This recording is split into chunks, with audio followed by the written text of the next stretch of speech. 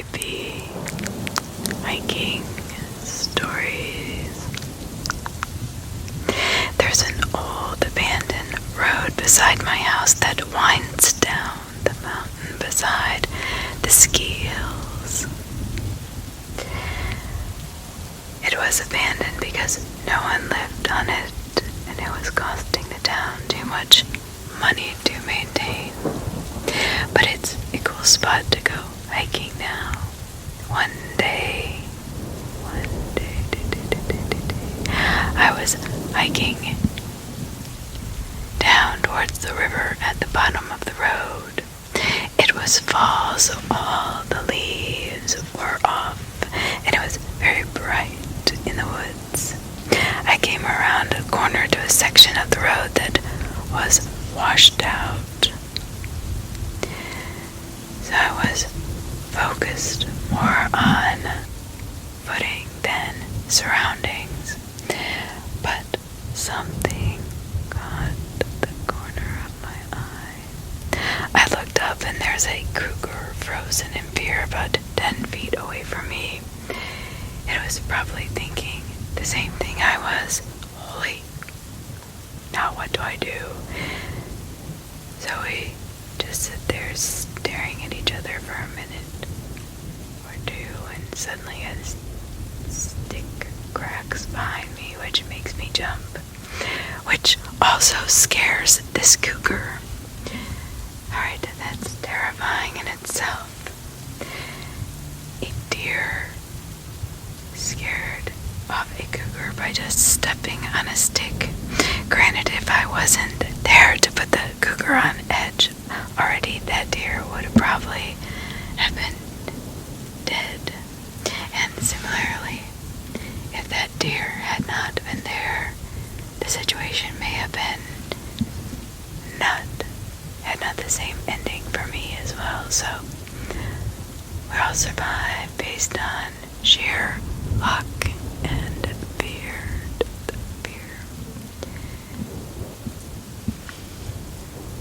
When I was 7, I had something similar happen. It took place at my friend Jay's house. We usually explored the forest and behind his house, but decided to check out the forest from the official trail start, and which would start a few miles down since it was closer to the waterfall we wanted to see. His dad actually drove us to the trailhead and gave us a walkie-talkie to get picked up, back up with. So we could near the waterfall, but after about an hour of wandering, we decided to give up and go back to the entrance to get picked up. But Jay didn't actually know this part of the forest at all, and didn't know how to get back. Begging him to use a walkie-talkie to tell his dad, he absolutely refused, saying if he did that we would not be allowed to explore anymore. We wandered for 3 or 4 more hours of being completely lost before ending up in someone's yard. Then we hopped the fence to get to the street where Jay finally figured out how to get to his house. Well, needless to say, I never explored with him again. That was too much for me. So I was doing some backcountry snowshoeing. I had some time off and thought the best thing to do was miles from the nearest person. Yep, that sounds like a great idea, right? I'm sure most of you would really enjoy that. Well, some of us do. So I get to base camp, which was basically just a parking lot with a notice board and an emergency phone. Yeah, they're kind of creepy in itself, actually. The local frequency is 9999. course it says, emergency services may be unavailable, but beware of avalanches. Have a nice hike. You know, the usual stuff. There were a few other cars at the base camp. There was another dude setting off as I pulled in, but we went in different directions. A few miles in and I ended up on a game trail through the woods. A light storm was blowing in, and if I hadn't been in the woods, I would have had to take shelter somewhere. But the trees broke it up, so I pushed on. The storm made for some great photos. A little while later, I see it started to clear up. I then see movement of a head. Pretty quickly, I can tell it's a man, and it is not all that strange, but I'm pretty far out in the middle of nowhere.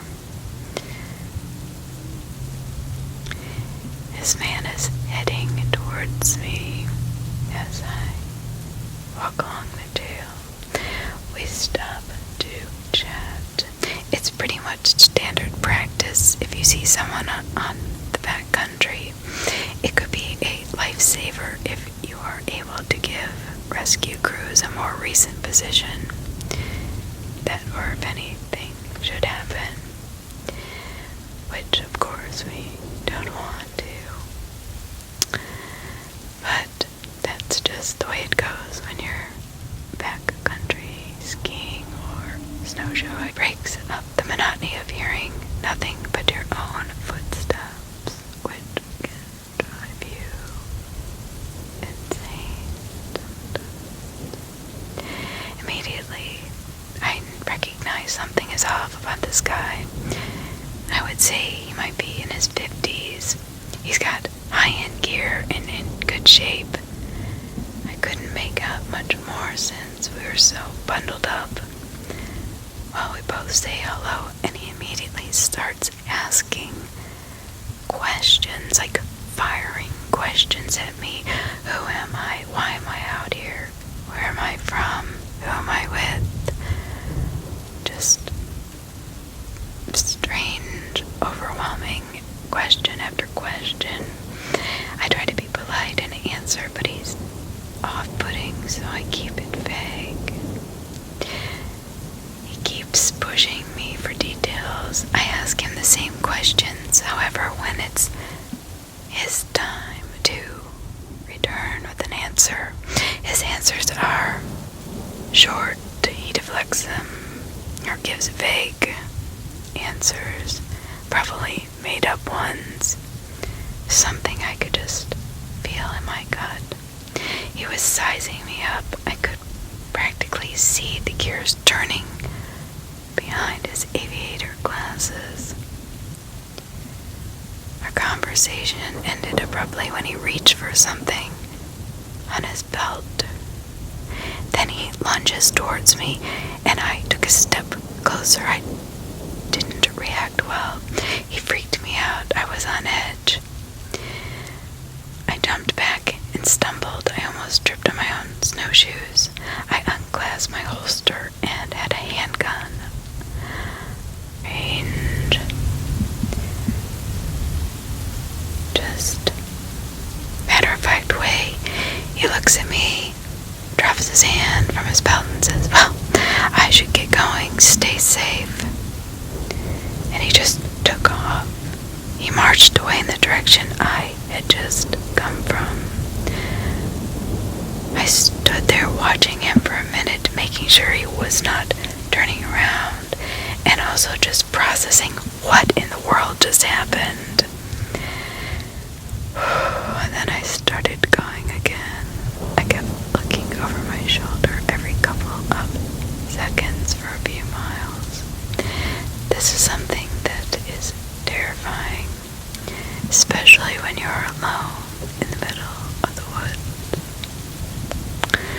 Now at this point, I feel the need to say that it's pretty normal for conversation not really flow in the backcountry.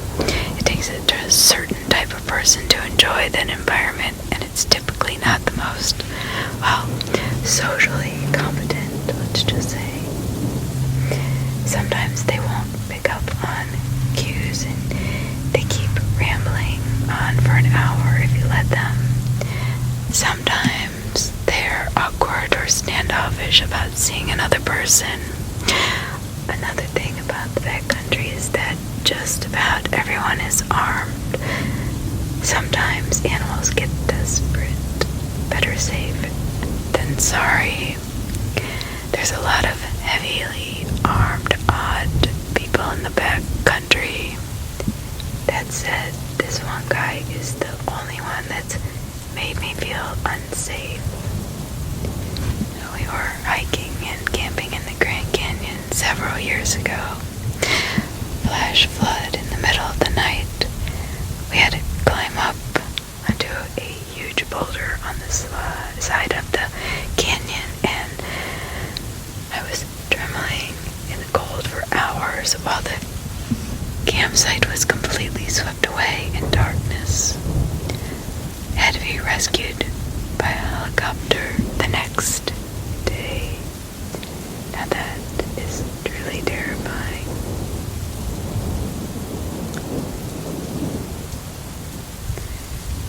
It was more of a bushwalk, but when I was a teenager, I lived near a very long creek trail and empty bushland. It was a beautiful place, very hilly and mountainous area with rainbow orchids and a dam nearby. My friend and I headed to the creek after school because I wanted to show her a bat colony near the trail. I don't remember if I turned left or right, or if we turned right when we had to turn left. But either way, we never found the colony of bats.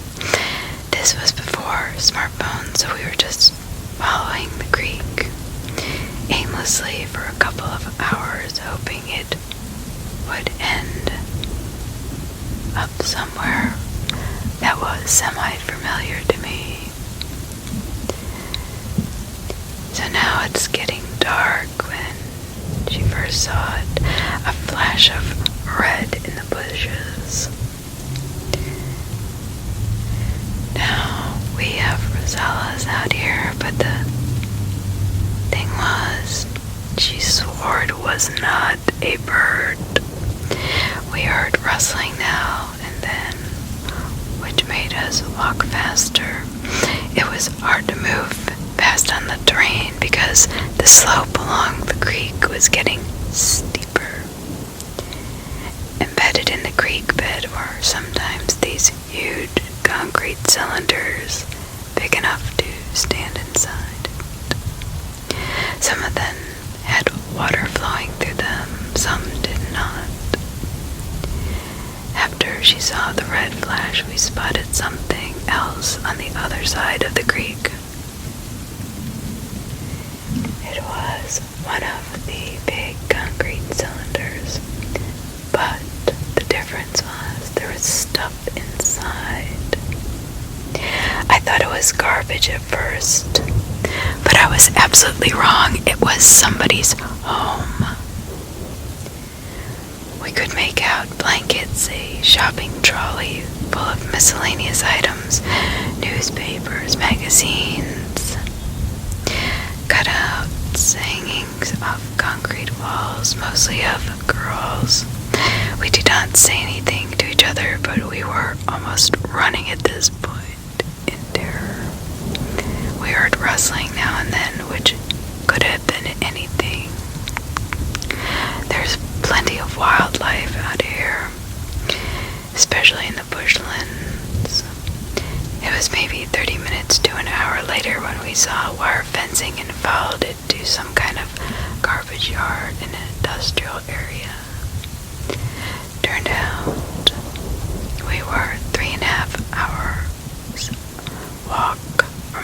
original starting point. And even to this day, I'm not 100% sure what really happened that day, other than the fact my friend was grounded for a month after that because we were so late getting back home. I think I would have freaked out. So I'm doing an internship of a friend of a friend. The house was located far from town in a mostly wooded area. Mostly wooded area. The house was, well, let's just say behind the house, about 50 feet away, was a mile-long path through the woods. I could walk the path on nice days and enjoy the serenity of it. One night at dinner time, I mentioned to my host that I had seen what appeared to be a house in good condition about a half a mile away. It was set back from the path on the opposite side with no obvious access to any local roads. I did not trespass. This was all that I could see from the path, so I was curious about it. I just wanted to know. One said, "Oh, that's our neighbor. He's a hermit and hardly ever comes out. Nice guy, but best to leave him alone, alone, alone, alone." Well, I find this a little bit odd. I mean, I don't know, a few days later I'm on the path, and as I near the section where the hermit lives, something catches my eye in the peripheral. So I turned my head and saw a man completely dressed in white pants, shirt, hat, slowly walking through what looked like a garden in his yard.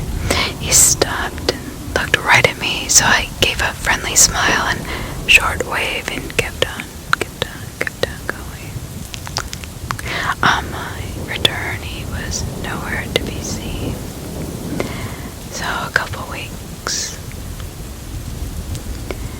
I go out again. However, this time, as I get closer to the same area where the hermit was before, I feel like I'm being watched. You know, you get that really strange feeling in the pit of your stomach, or the hair stands up on the back of your neck and you just know somebody's watching you. Yeah, that was the feeling. And it was more intense than I'd ever had felt before in my entire life. So I slowed down and listened very carefully, trying to casually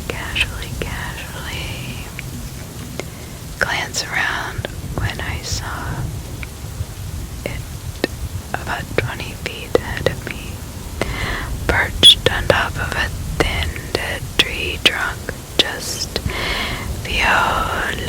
below eye level was a dirty, mutilated doll head. It might not sound like much, but it was really creepy. I looked at it, made obvious nodding gesture, deliberately turned around and went the other way, never going back that way for the rest of my time there. He made his point clear.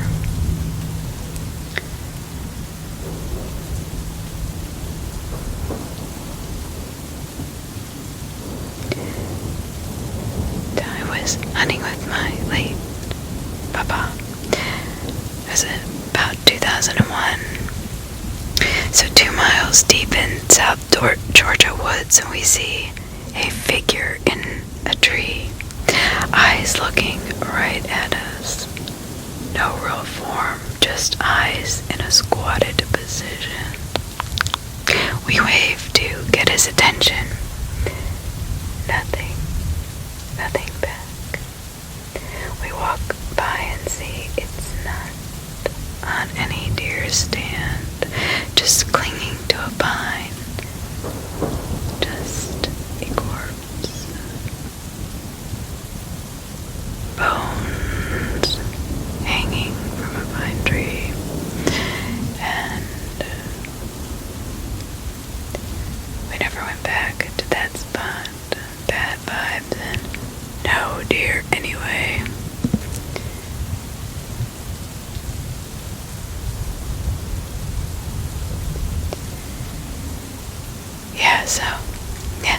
I slipped and shattered my left ankle and broke both the tibia and fibula in my left leg. Sounds like a blast, right? Crawl along a riverbank struggling to retain consciousness and trying to get help, but people ignored me. Especially two guys fishing right across the river.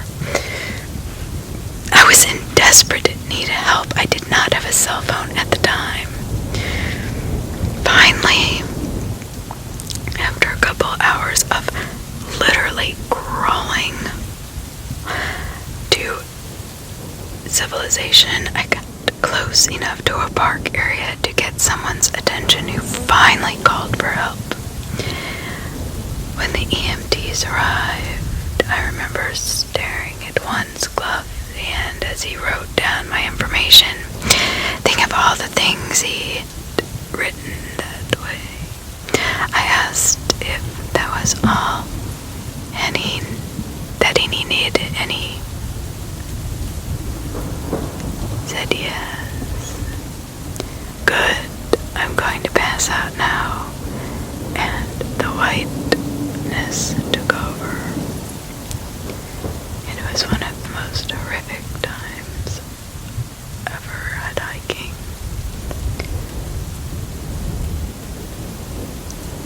So I distance hike when I can. Now sometimes that means I get up early or stay out late to get as many miles in as I possibly can.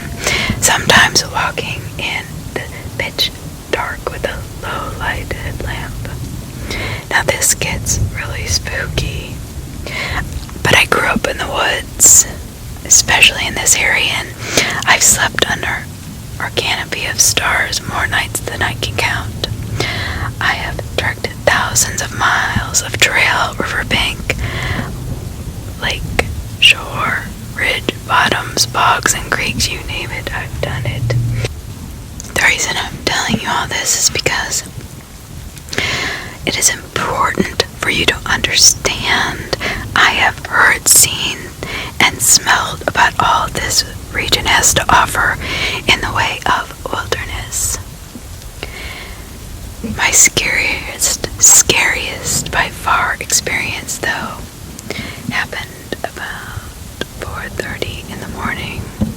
It was late spring, so the first morning light would not be visible in the treetops for another 30 to 45 minutes. Another hour passed, that until sunrise. I was on mile 5. I'm in a low bottom that's wedged between two steep ridges. The trail I am on was narrow, muddy, and completely hemmed in by thick underbrush, young maple, and old oak growth. I'm focused on the small light from my headlamp, just one step after the other, practically zoned out. But then I heard a loud crack, and I froze solid. See, this is the part I have trouble describing. 4:30 in springtime means I'm the only thing making noise in the woods. No birds chirping, nothing. It is dead quiet at 4:30 in the morning. And when I mean quiet, I mean it is quiet. Deafeningly so. So mid-step, I absolutely froze where I was at. When fight or flight kicks in, you have these immediate instinctual thoughts. The thought that instantly flashed in my mind as I stood there balancing myself into silence was, if I hear that again, I'm turning around and going back the way I came, and in a hurry. Why? Because that sound was not a branch breaking. It wasn't deadfall. It wasn't a widow maker. It wasn't a widow maker. I was damn sure I had just heard something intentional. Hearing it twice, well, that meant get out of here. To describe it as best I can, it sounded like a decent sized wooden stick being violently whacked against a smallish tree, more a fungo bat size stick than a baseball bat.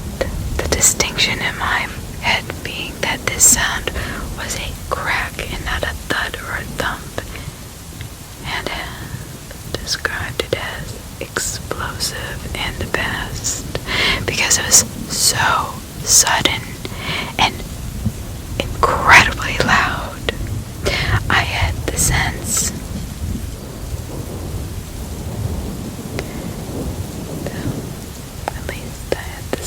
that it was about 50 yards directly in front of me, and it was so loud and clear. Now I'm standing there completely spooked, realized the soon-to-be worst part of my situation. I knew where the sound came from, and I knew where the trail went. In about 30 yards, I was going to come to a 180-degree turn and start up ridge going away from the creek. This meant as soon as I got the courage to move towards the noise, I was going to have to turn my back to it and get up the ridge. That's why this made me so nervous.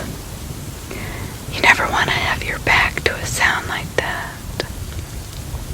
Something so intentional, loud, and foreboding. This is not good.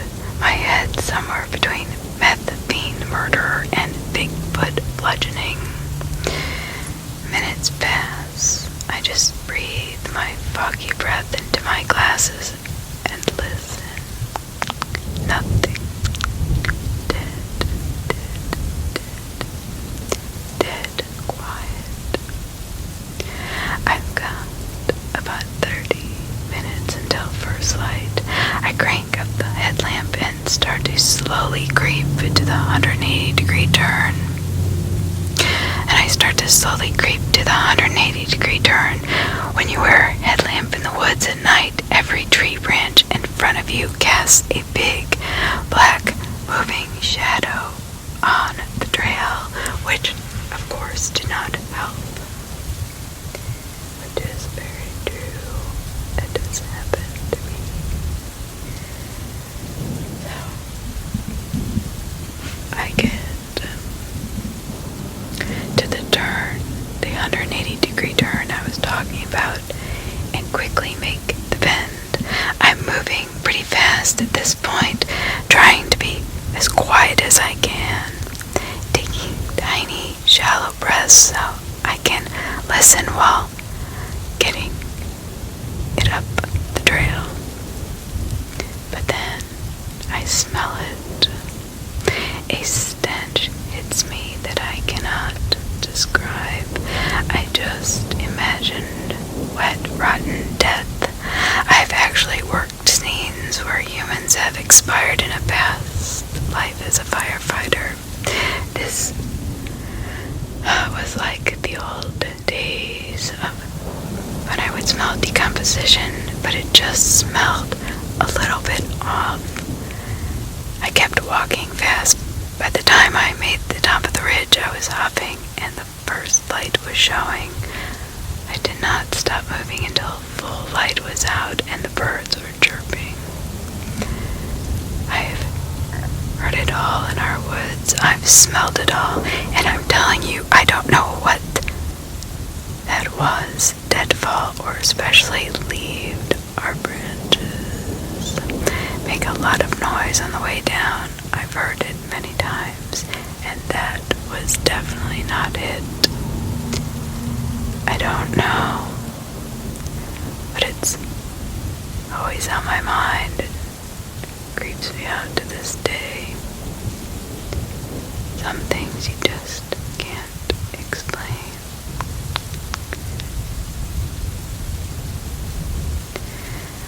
We hiked to the top of the tallest mountain in Arizona. It was amazing. Sitting down for a sandwich and a break. In about 5 minutes, my hair, which was long at the time, was sticking straight up off the top of my head. About the same time, we noticed that my brother's hiking pole's metal tips started arching, physical and visible electricity between them.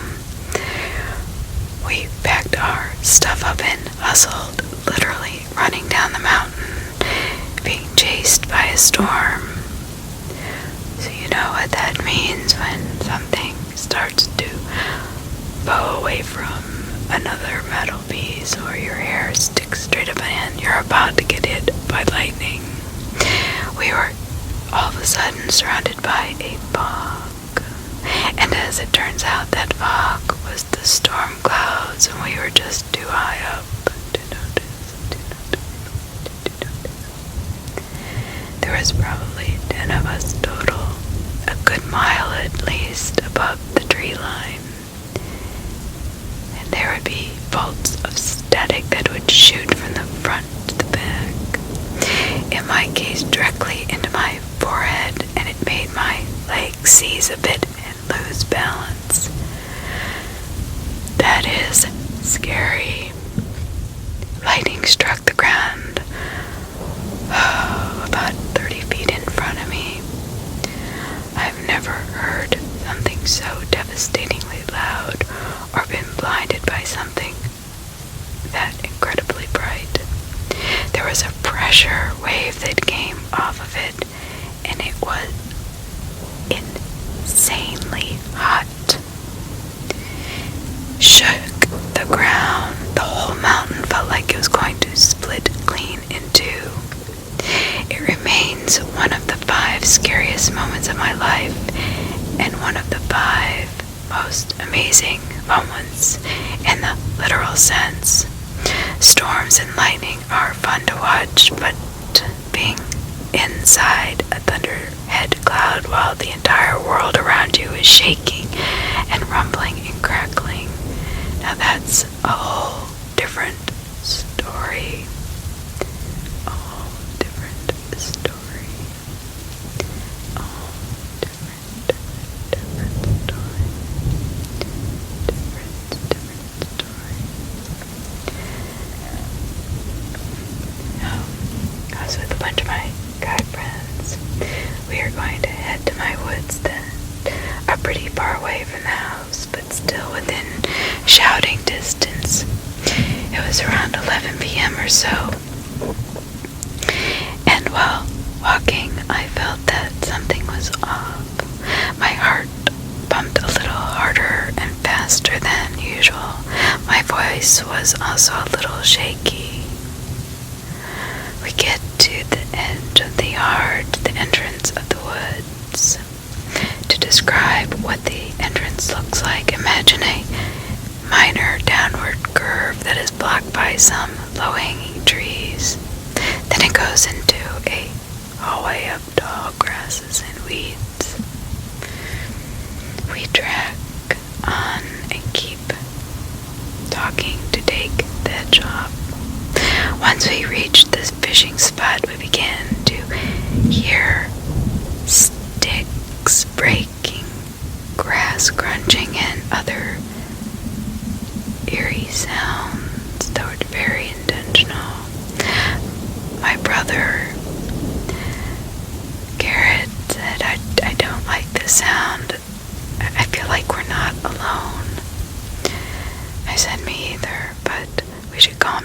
sure it's just deer and other animals. I didn't want to freak him out too much. Deer tracks were a common sight, but the ones we see were not very fresh. Maybe 5 or 6 hours old at the earliest. The sounds began to get louder and louder, and they did not sound like hooves or anything with 4 legs. We decided to run as fast as we could, and we have never went back there at night since. I honestly don't know what it was, and I'm not very keen to find out. Keep in mind that this is behind my house and within shouting distance, so the last thing I wanted to think was that there was something in the woods that was tracking me and then could come to my house to hurt me.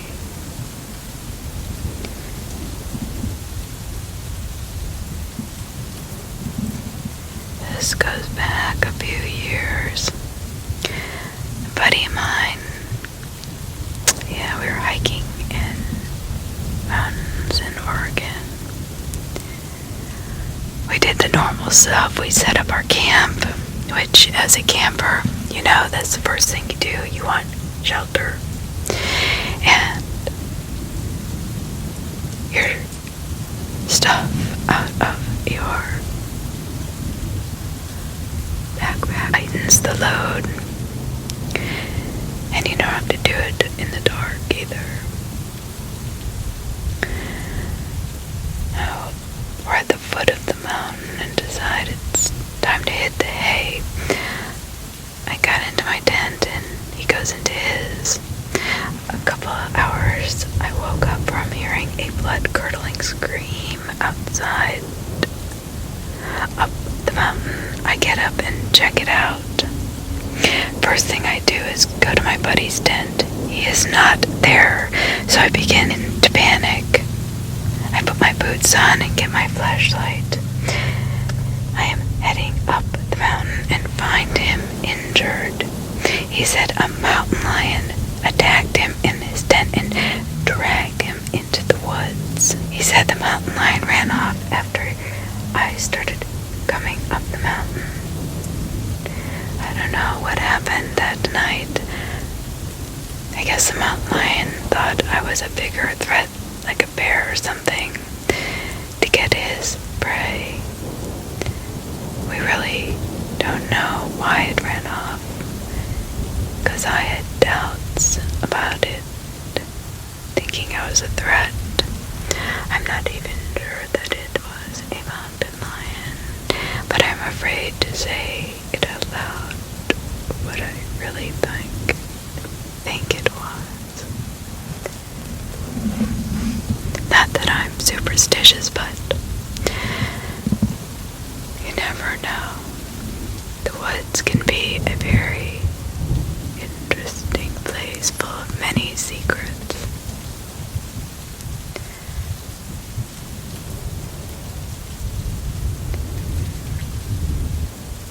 My boyfriend and I started a 6-month really cool trip from Mongolia to New Zealand.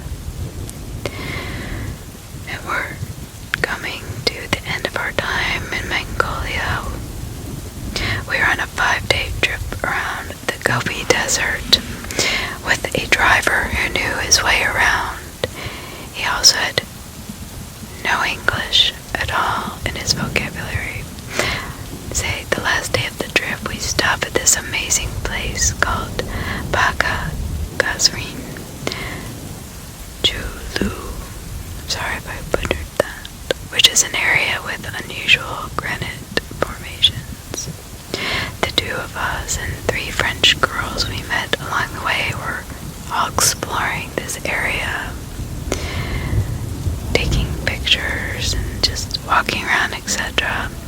I see my boyfriend up on the highest point of the rocks. I head over and inspect the area, and I decide that I can make it up there.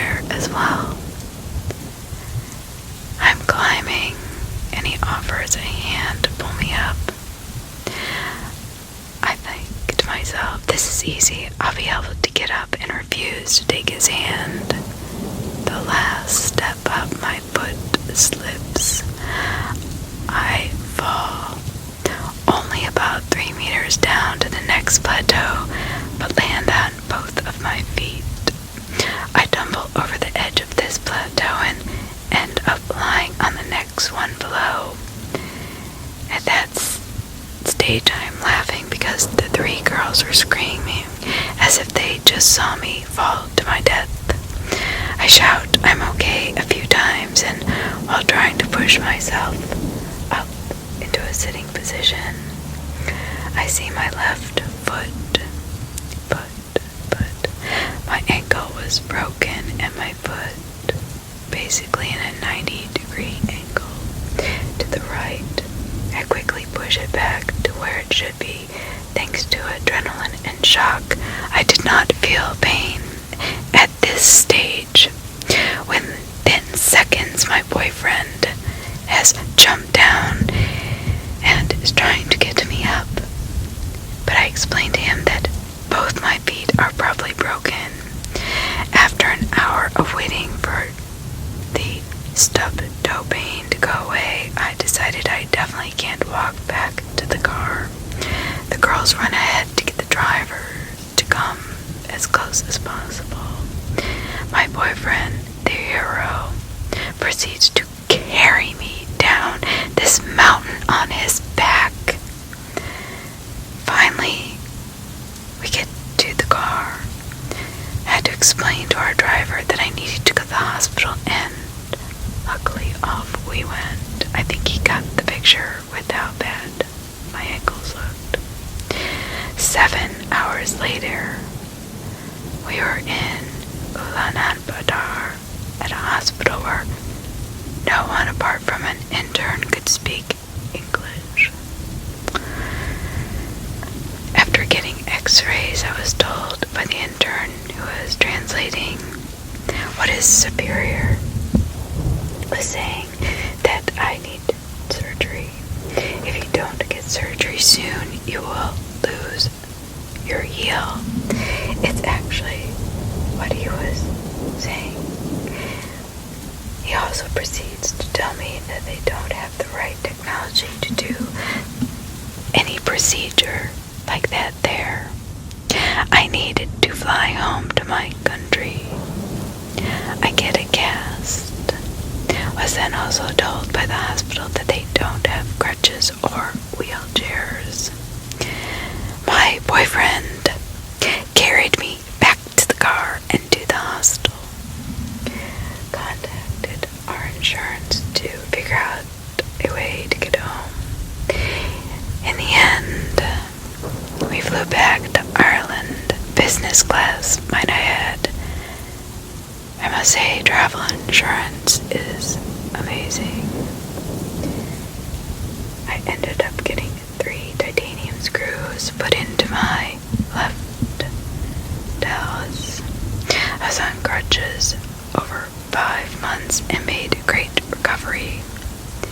We then also continued our planned trip once I was able to walk again.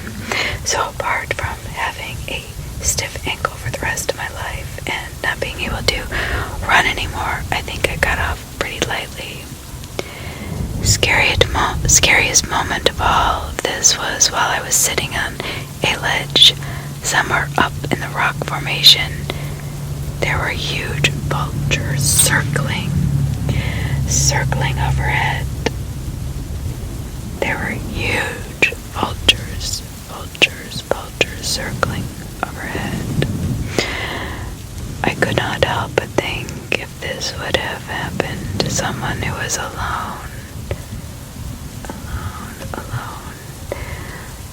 they couldn't get help how long would the vultures wait to make their move.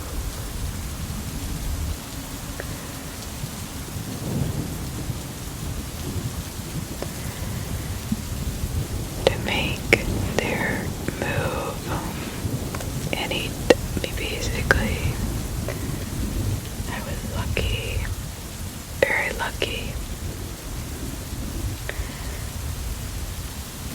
the summer, and I decided to go on a hike with my sister on the side of a cliff.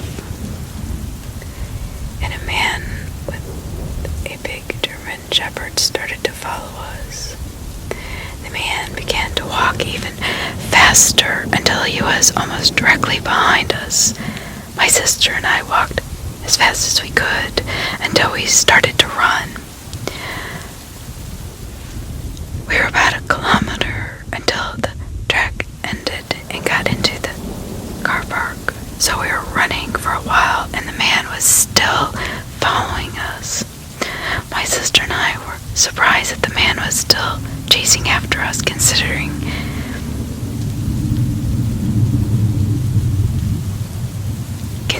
he hadn't said anything and he had his dog with him.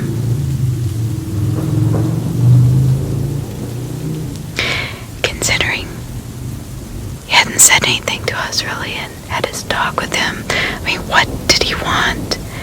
So we finally get into my sister's car with the man. We see him banging on the car windows. At this point, we proceeded to go to the nearest town to find a payphone. Back then, we didn't have any mobile phones. Finally, we get to a payphone. We called the police. The police went to the site where we nearly got kidnapped.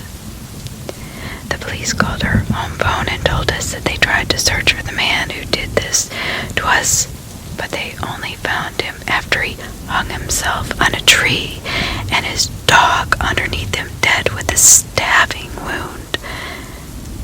Definitely the scariest moment of my life.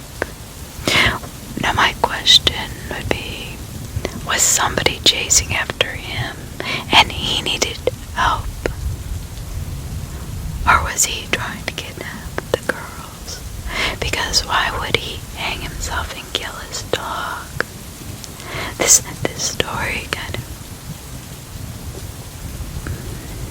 it scares me so much because I'm not really sure what the entire motive was for him chasing the girls. If he wasn't in fear for his own life, maybe he was having a mental breakdown, I don't know. But that is scary.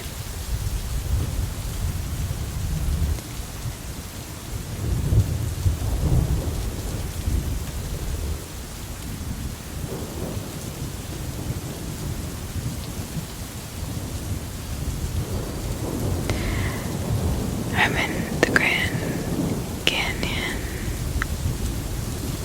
Actually, I hadn't even made it to the trailhead yet. I was heading down into it for a very mild hike when all hell broke loose. I was almost pushed off the path by people carrying a stretcher. A woman in an ice pack was rushed up the trail and loaded into an awaiting trauma helicopter. I had previously thought it was just a normal helicopter. The trail was closed after that. We were told that she and a friend, ostensibly experienced hikers, apparently had gone for a one-day hike. 2 days ago, they had gotten lost and did the worst thing they possibly could do. They split up. But even worse, one of the hikers took the remaining water from the other hiker. So the one had no water and the one had all the water. A search had started for these women the day before. The woman in the ice pack was the one who had taken the water. She was, for as far as I heard, found having almost made it back to the exit of the canyon and was wrapped up and carried out. The other woman was recovered sometime during the night, according to the step at our hotel. For as far as we were told, the ice pack lady passed away in the hospital a few days later, according to the news. The lady without any water was already dead when they found her. Needless to say, I did not do a Grand Canyon hike after that. That stuff is scary. But here's the thing, when you go on a hike, especially if you're not used to altitude or the desert, you have to remember it gets cold. You have to bring extra clothes, extra water, extra food. Expect to be in a situation that is dire. Don't just assume that you're going to take a quick one-day hike and everything's going to go perfectly well, because you don't know if it truly is. I can't tell you how many times that has happened to me. Usually though in snow, I get up to the top and it's a lot colder than I was expecting, but I always bring a ton of layers of clothing in my backpack, ton of extra water, food. You cannot be careful enough.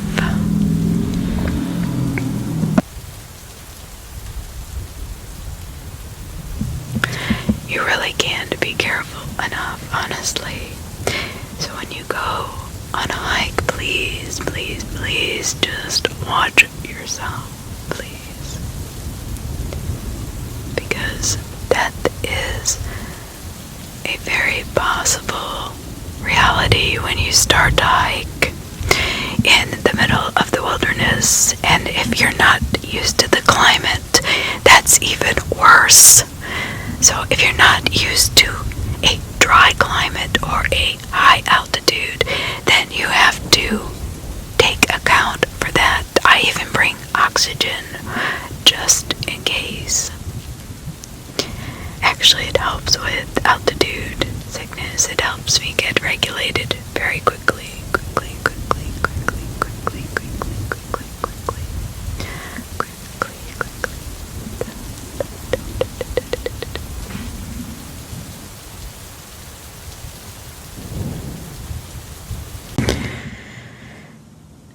I was supposed to be on a 10-day hike in the Russian Altai, Siberia, but apparently no one else signed up, so they decided to lump me in with a horse trek. But I only discovered this en route to the site, and I don't like horses. They scare me, and I refused to ride one. They agreed to let me go as on foot as long as I could keep up. Actually, it turned out to be doable. They took all of my heavy gear and tied it to the horse that I was not riding, and the pace was quite slow since none of these Russian women had any experience with riding horses. Conveniently, so I'm now on foot with only a little backpack, which was nice. So now it's day 6, maybe 7. A thunderstorm hits right above us. I want to get the heck out of the spot we were standing in, which is, we were super vulnerable to lightning strikes, and all of the horses were getting spooked because they knew better. But the storm, they were rearing and really shifting around. I was getting worried that me trample me. But these ladies whining about the rain want to stop and put the raincoats on, which kind of took me aback, thinking that these people lived in cold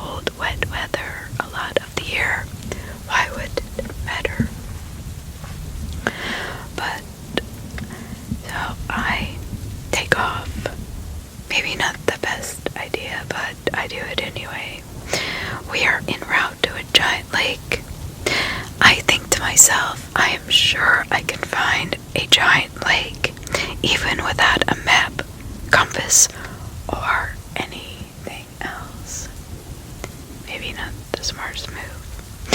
Half an hour passes, and I start thinking it's odd that the horse caravan has not overtaken me yet. I stand in place for a while, but they still do not come by. I had been following hoof prints. The other groups headed for the lake must have gone this way. I head back to where I think we parted ways, but still no sign of anyone. So I wander around some more and find more hoof prints. So I start following these hoof prints, and I hear water. I think it must be the river that feeds the lake, right? And I can just follow that. I make it to the river. It's been a couple miles by now, but it's white water rapids and 30 feet to the other bank with nowhere to cross. And the other side is flat. However, on the side I'm standing on is a sheer cliff with no apparent parallel path to follow to the lake. This is when it hits me that I am desperately lost with no food, supplies, no phone, no way to contact anybody, no compass, no map, no nothing. I start heading back the way I had come. About a mile in, I'm really starting to panic. Finally, a way later, I turn around a slight corner and I run into a couple with a map. They're able to point me in a direction that will get me to the lake. So after another 20 minutes or so and starting to think I had not properly followed their directions, I hear somebody yelling my name. I follow the voice. It turns out it's the group leader who had gone back to actually look for me. By then the storm had cleared, and the first look I got of the lake was really breathtaking. I didn't wander off on my own ever again. You know, this isn't a hiking story, but it is a diving story. And if you ever have a chance to watch it, I can find out the name of it. But this couple is literally in the Virgin Islands, and they go diving. Now, back when this happened, they didn't really have any formal way of keeping track of the people on the boat. Well, they headed back. They briefly counted and thought everybody was there, not realizing that they had left this poor couple in the middle of the ocean, and they weren't exactly sure where they were. They had just gone out into the middle of the ocean. They didn't, have a set coordinate location that they went diving at. So they did go back to look for them, but it was way late. And unfortunately, the couple was never found. So that she's lucky that she was found, and that the group leader had even noticed that she had gone with all the horses and the chaos that was going on.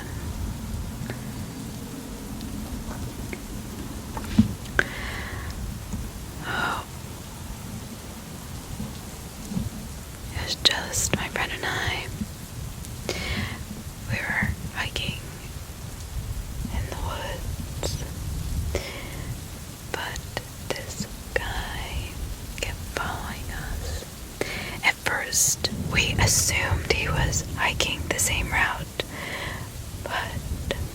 he stopped. When we turned, he turned.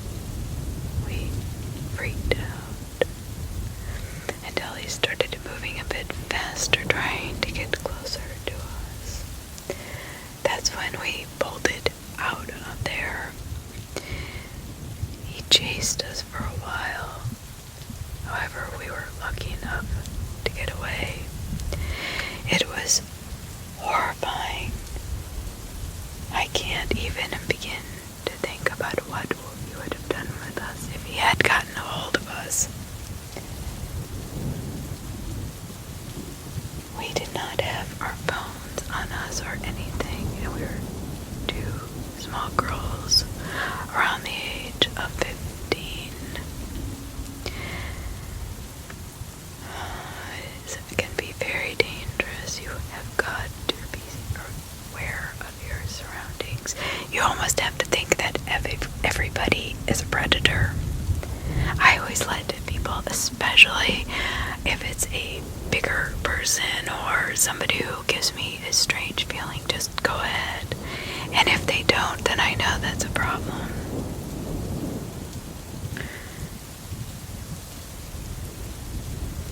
My mom was hiking a forest in South America. She came across 3 backpacks. Being a little curious and seeing if everything was alright, because it's kind of odd that 3 backpacks would just be sitting there on the middle of a trail.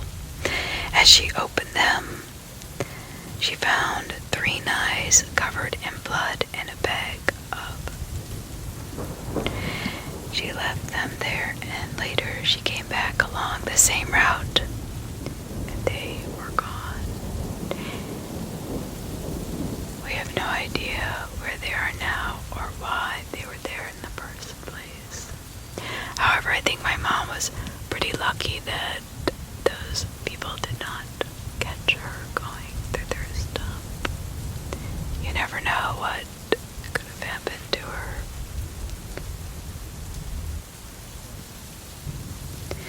I have worked as a backpacking guide, night hiked plenty, done 14 years, encountered bears, mountain lions, you name it.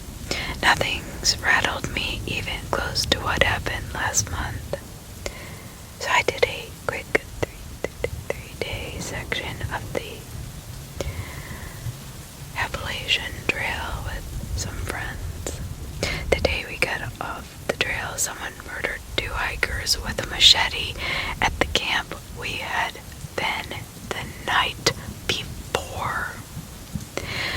I have been casually planning a through hike for years, and I never even gave a thought to bringing a gun. Now, I never go without one. Heck yeah. Things happen in the middle of the woods, I'm telling you. It's scary. It really is. Scary. Very scary. People don't realize how scary. I mean, not just from the wildlife, but there are some really interesting people that hide in those woods for reasons that we would not even consider. So I hiked about, 4 miles or so up to the peak of a small mountain in Utah with my dog to watch the sunset. It was above the tree line, but there was a lot of scrub oak with game trails through them. After the sun went down and I headed back to the car, the little trail I was on entered a little corridor of scrub oak. Oh, my dog was in front of me, and as she got close to the entrance of the scrub oak, she froze, got tense and growled, low and terrifying. She would not move forward. I took out the headlamp that I had in my pocket, but the batteries were almost dead, and I could not see what she was so upset about. I walked in front, and she followed me. The path opened back up into a clearing, but as we approached the next patch of scrub oak, she did the same thing, although even more aggressively. I scanned the hill above the trail and could see animal eyes reflecting the light at me, maybe 150 yards away. I could not make out what it was, and just assumed it was a deer, elk, or moose, and kept my light on the eyes as they watched us enter the oak again. This happened again 20 minutes later, and I again assumed it was a deer, although I was concerned by the reoccurrence and my dog's escalating agitation. When we made it to the tree line, I had been traveling by moonlight only, using the headlamp when the dog was acting aggressive. The woods were very dark, and we had about 1.5 miles to the car. Very quickly the dog completely loses it, rabid barking. Scared, pissed, I turned on the light and see eyes again down to my right, maybe 30 yards off the woods, and again I cannot tell what it is. I kick some rocks loose and start yelling, lobbing rocks into the woods at the animal. There was no blinking, no moving. I was completely mortified at this point. So at this point, I do accept that we are being stalked, and I know that I need to both keep up the I'm aware of you and I'm angry about it act and not lose my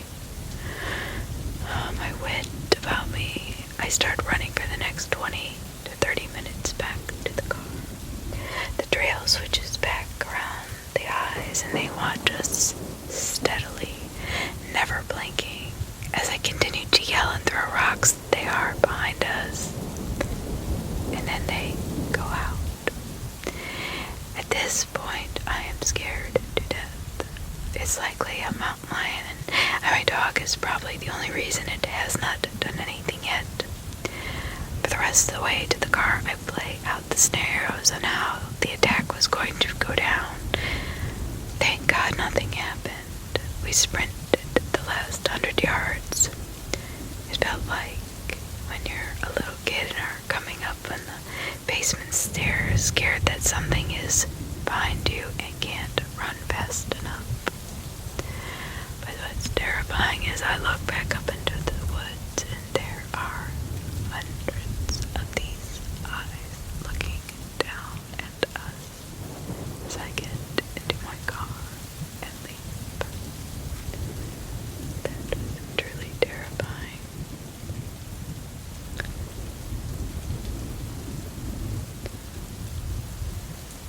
I love to hike solo. I do not do overnights or through hiking, but I, as a late 30s male, will go out and hike all alone the Cumberland Trail for a few hours while my kids are at school with my Bichon free. If you do not know what a Bichon, it is a tiny, foo-foo, fluffy dog, not a guard dog at all. I live near a ton of hiking trails, so I can drop the kids off, drive to a trailhead, and hike for 2 to 4 hours, and then go pick my kids up. Anyway, solo hiking is kind of a peaceful and thrilling experience at the same time, all at once. There is an element of danger because I'm all alone out there in the wilderness with no protection. If a person or animal attacks me, I'm on my own.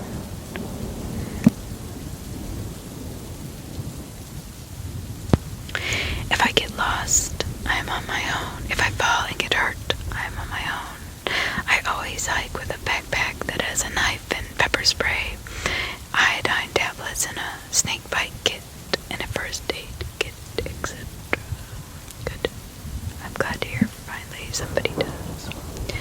Just in case, I do not, however, carry a firearm or a satellite phone. I may or may not have service in the woods, it depends. So nothing crazy has ever happened. On this one trail, I have hiked alone many times. But this trail has always given me a very uneasy feeling at a certain point. And at this point, you are pretty deep into the woods. And up to the mountain, you go up this big face by climbing up a rock step. At the top, there is a little path. There's some heavy greenery. At this part, I always get a really, really uneasy feeling. And my dog starts to act way more alert and tense. I have never heard or seen anything, but I notice that I never hear animals. I never hear squirrels, birds, or bugs at this part either. A feeling of dread continues until I'm out of that part and I climb back down the rocks on the other side. That is when my dog also relaxes. The weird part is my friend also hikes the same trail, and I describe this part to her. And the weird part is my friend also hikes that same trail, and she says that she knows exactly what part I'm talking about because she gets the same feeling in her gut too, and at the exact same spot, and it ends exactly as she crosses over. So I guess if I had to guess, it was either something paranormal or maybe a mountain lion. I don't know. Bear, bobcat. I don't know. I think all mammals have that danger sensor in their brain, and whatever set it off at that spot. There is another trail things happen where during one area you get very quiet and a sense of dread, and then it passes when you get past a certain point. Again, maybe the same thing. Maybe a predator is nearby, but it also may be something else. It is very unsettling feeling though, and I don't feel it the entire time I'm alone in the woods, just certain spots, and then it passes, which I guess is the strange part, because if it were a predator, wouldn't it be stalking me or my dog at some point? Wouldn't the feeling continue as we continued on our hike? I don't know. I'm not sure, but I don't believe in the paranormal, so I can't go there in my mind. But you never know. I was 12 when I went to a mountain in Sabah as an overseas school trip. The place was above a fault line that had lain dormant for about 40 years. We were supposed to go do some obstacle course near the top of the mountain. I was unfit at that time, so I passed going to the course and slept instead to prepare for the final climb to the summit. That turned out to be a choice that would save my life. As in the morning I woke up to a loud sound that resembled revving cars, but hundreds of them. The bed I was on was shaking rapidly and almost as if it were possessed by a ghost. I got up, wondering what it was, when a few locals rushed into my room, where they asked me to quickly run as an earthquake was happening. My friends and I, who did not go for the course, went down the mountain to save our lives. A few of us broke down along the way, but when we were helped classmates died in that incident. 29 of us went, and 22 of us came back. 2 teachers were killed as well. It was quite a shock in my country, and this does not normally happen. No, not if it hadn't happened in 40 years. That's terrible. That's awful. Can you imagine you're going on a school trip, you think your child is safe, and a earthquake kills them? Oh my gosh, that had been dormant for 40 years. What horrible occurrence. I mean, just horrible luck that would be. Oh my gosh.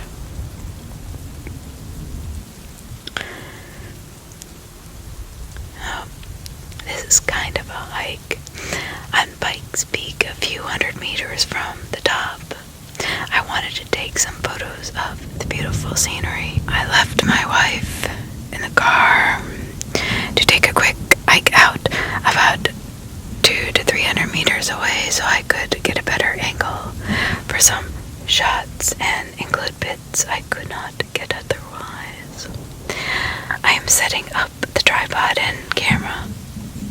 I noticed fog rolling in. It was thick. Really, really thick.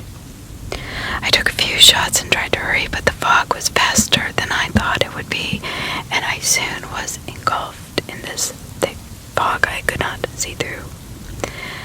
I started walking in the direction I thought was correct.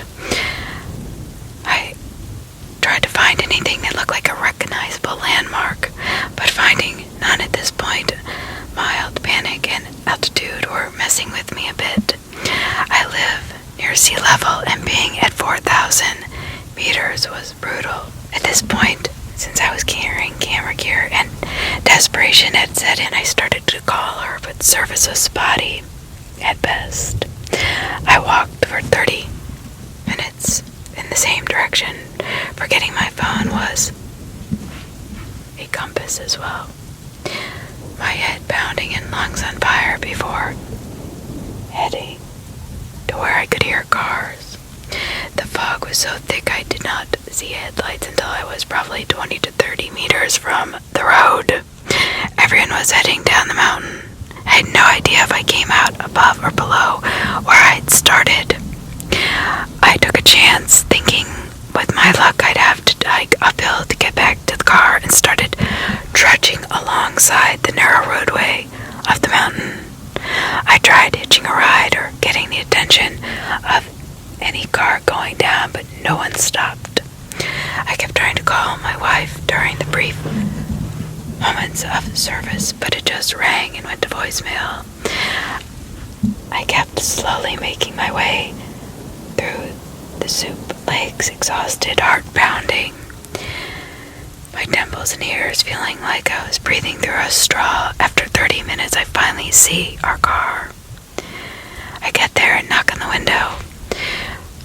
I knock on the window and my wife unlocks the car door because I wake her up from her nap she's taking. I climb in and try to tell my tale, but it's too hard to talk. We drive down the mountain in silence. For a good hour I thought I was going to die on that stupid mountain just for some pictures.